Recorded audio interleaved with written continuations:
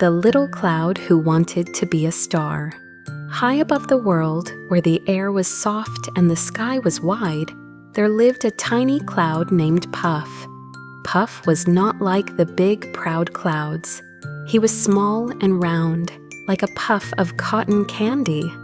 While the tall clouds drifted like royal ships and the storm clouds boomed with thunder, Puff simply floated quietly, watching everything below.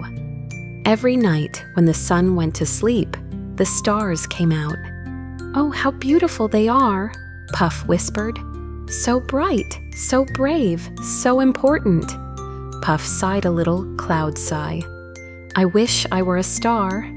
One evening, the moon noticed Puff staring longingly at the dark sky. "Little cloud," the moon said kindly, "why do you look so sad?" "I don't want to be a cloud anymore," Puff answered. "Clouds are soft and slow, stars shine, everyone looks at them. I want to shine too." The moon's silver face softened. "Shining is not only for stars," she said, "but if you truly wish to try, follow the wind." So Puff followed the wind. Up and up he floated, higher than any cloud he had ever seen. The air grew colder, the sky turned darker, the stars seemed closer than ever. Finally, Puff reached the highest part of the sky he could reach. He stretched himself as thin as he could, trying to glow. "I will be a star," he whispered bravely. But Puff was made of soft mist, not fire-living light. Under the cold, strong air, he began to feel tired and thinner, until, poof, Puff broke into tiny silver drops. He began to fall. At first, he felt frightened. "I am too small," he thought. "I am not a star, so I am nothing now." Down he fell, quietly, through the dark air, until he reached the warm sky over a great big forest. And just then, something wonderful happened.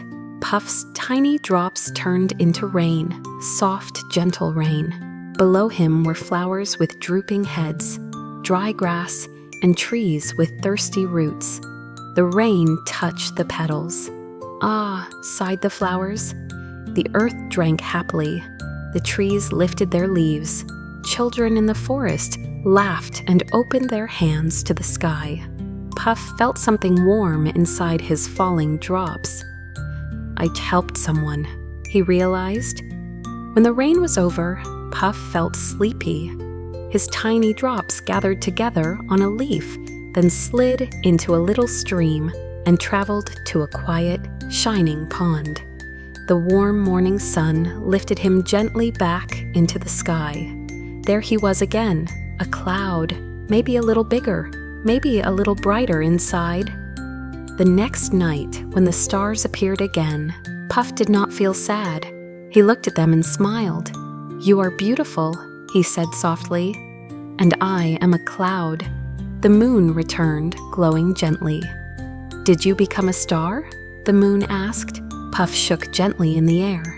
"No," he said, "but I became rain, and I helped the flowers live. I helped the trees grow, and children smiled because of me." The moon smiled wider than ever. "Then, little cloud," she said, "you have learned something very great. That night, if you looked very carefully, you might have seen a tiny silver glow inside one small cloud. Not the light of a star, but the light of a happy heart." And Puff floated peacefully, no longer wishing to be anything else. Moral of the story: you don't need to be someone else to be special.